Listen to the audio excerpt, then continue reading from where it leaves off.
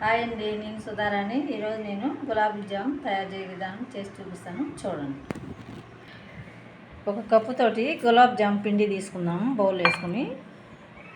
దీనికి 2 కప్పులు చక్కెర పంచదార ఈ బాండిల్లో వేసుకుందాం అనమాట.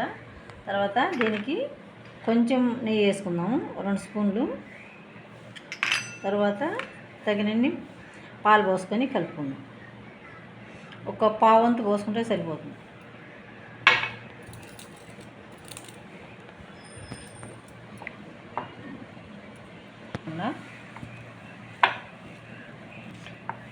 బాగా స్మూత్గా ఉండలేకుండా కలుపుకోవాలి. పాలు పోసి దీనిలో ఉండలేకుండా కలుపుకొని ఒక 10 నిమిషాలు నానబెట్టున్నాం, బాగా స్మూత్గా చేసుకొని.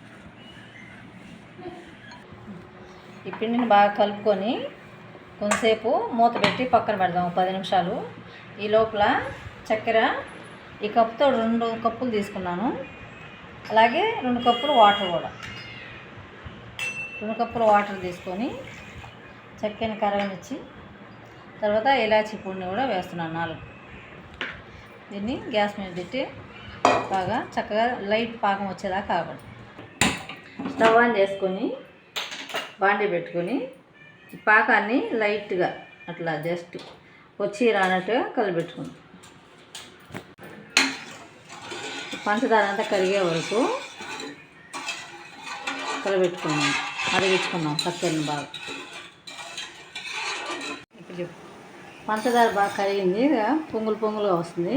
ఇంకా చిక్కబడింది, కొంచెం చిక్కబడింది. ఇంకా తీసేసుకున్నాం. 10 నిమిషాల దాకా మరిగింది. ఇంకా స్టవ్ కట్టేసి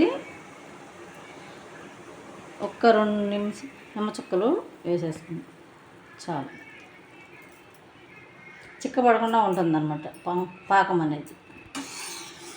చాలు, పక్కన పెట్టేద్దాం దీన్ని. 10 నిమిషాలు అయింది, పిండి బాగా నానింది. దీన్ని చిన్న చిన్న బౌల్గా తీసుకొని ఇలా అన్నీ ఉండలుగా చేసుకొని పక్కన పెట్టుకుందాం. బౌల్ ఈ సైజు మొత్తం ఇలానే చేసుకుందాం.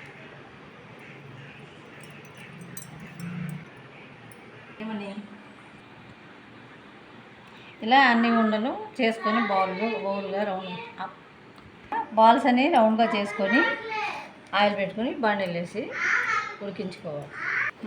గ్యాస్ ఆన్ చేసుకొని బాండీ పెట్టుకొని దానిలో ఆయిల్ పోసాం, వేరుశనగకాయలు, ప్యూర్ ఆర్గానిక్ ఆయిల్ వేడెక్కాక ఈ బౌళ్ళు దాన్ని వేసుకొని గులాబ్ జామ్ బౌళ్ళు కాల్చుకుందాం. బాగా ఎక్కింది. ఇంకా మంట మీడియం ఫ్లేమ్లో పెట్టుకొని ఒక్కొక్కటిగా వేసుకుందాం.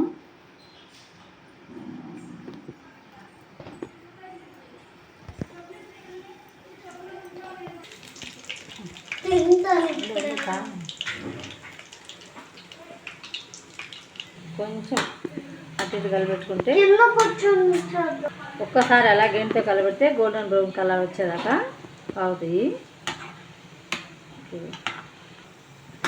అన్నీ గోల్డెన్ బ్రౌన్ కలర్లో వచ్చాయి. తర్వాత తీసేసుకుందాం ఒక్కొక్కటిగా. మొత్తాన్ని తీసి పాకంలో వేసుకుందాం. మంచి గోల్డెన్ బ్రౌన్ కలర్ వచ్చాయి. పాకం ఉండలన్నీ పాకంలో వేసేసుకుందాం.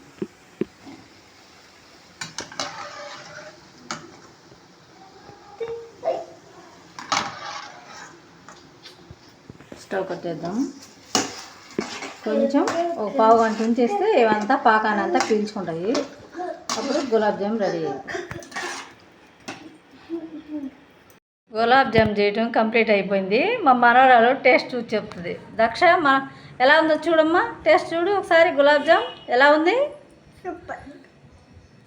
స్వీట్ బాగా సరిపోయిందా? ఓకే. మా వీడియో మీకు నచ్చితే లైక్ చేయండి, షేర్ చేయండి, సబ్స్క్రైబ్ చేసుకోండి. Thank you.